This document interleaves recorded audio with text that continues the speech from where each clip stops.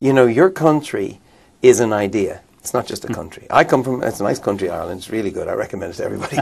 But actually, America is an idea, and a contagious idea, bound up in equality, bound up in these thoughts. And it seems an offense to those ideas to let 30 million people have died in 30 years on AIDS, for example. That's just one thing. So Americans respond to it too. I could tell you one story in a truck stop somewhere in the middle of nowhere. I can't remember. It was a truck stop, and I was going on and on, you know, about this stuff. And a big trucker sitting up at the bar with like tattoos over his eye kind of thing. And everyone was actually giving him a wide berth. And he calls me over, "Hey, buddy."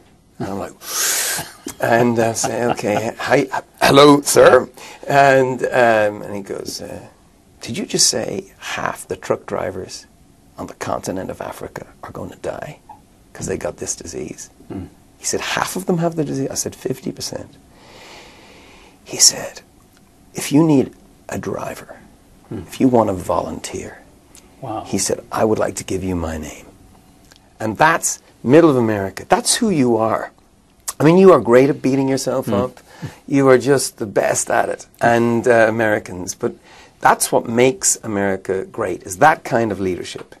And it's there, it's in the hearts of regular people. It's the way they see the world. It's nice to have an Irishman remind us as Americans that we're really a pretty doggone good country. That's refreshing, and I appreciate it. It's a turning point. President Bush's AIDS initiative was the turning point in the war against AIDS. PEPFAR, yeah. And you know, it is a war. And I would say American leadership on that disease was the most extraordinary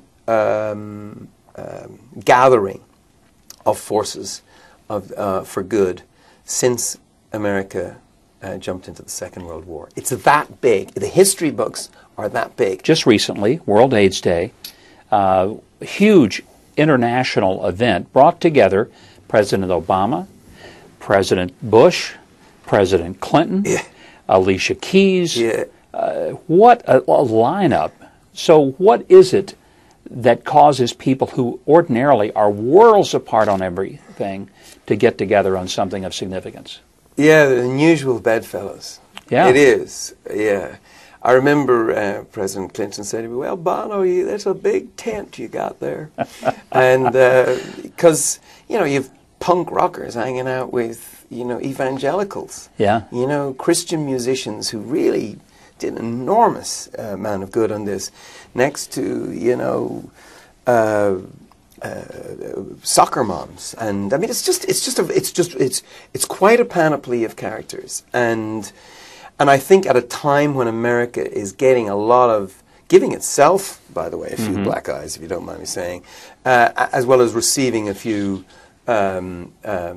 bruises from outside, it's very important. Now, I know that America understands the value of life, and that's the message. Is just, I know things are going to get cut. We all know these are desperate circumstances in the United States, but for value for money is usually what emerges at a time of recession. Can there be better for value for money than millions and millions of lives owed to America? I want to ask a final question that is about the art of your music and what you've done with it. Your music has often been filled with message of social consciousness. Is that purposed, or is that just who you are as a human being? And have you found that that's an important vehicle to help shape human thought, is to use the art of your music as a tool of communication? Well, it certainly shaped me.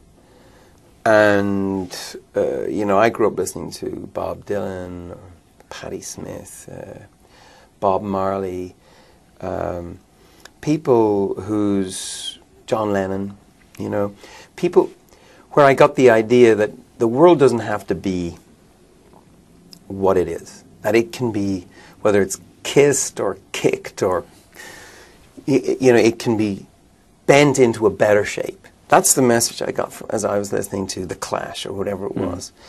And I suppose that's part of U2. And I'm very proud of the band. They take a lot of hits for my involvement. This is pretty unhip work in lots of ways. But they stand by me. And they believe in it. In fact, their last tour, I think they got, it was 10 million for the Global Fund, and they do much more than that. But they're great people.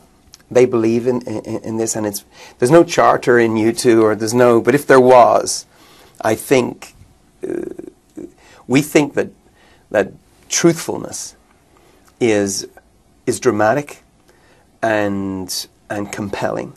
So we try to write songs that are truthful.